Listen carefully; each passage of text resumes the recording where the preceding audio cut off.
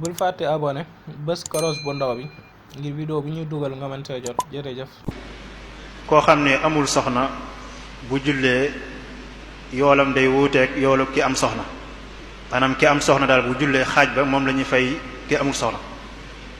waaw sëriñ Cheikh de loolu de am na wax ci benn borom xam-xam andi ku ñu wax al imaam al Kulayni moom sax ci ulama Shi'a la bokk te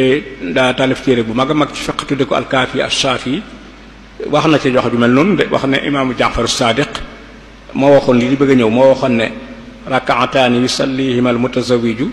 afdalu min 70 rak'atan yusalliha a'zabu maanaam ñaar rakka képp yoo xam ne ki am soxna julli na ko gënee na juróom-ñaar fukki rakka yoo xam ne ku amul soxna du ko julli ala kulli xaalin nga xam la joo xam ne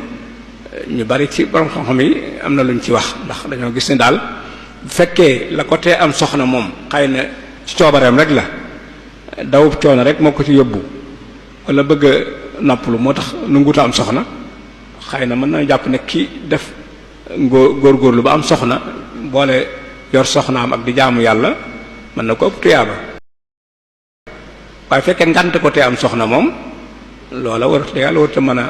indi leen lu ko lekkeet di ëpplee ci loolu te sax buñ delloo ci taarixul islam dañuy fekk borom xam-xam yi mag yoo xam ne nii yàlla dogal mosuñoo samp kër te la ko waraloon rek mooy bëgg mën a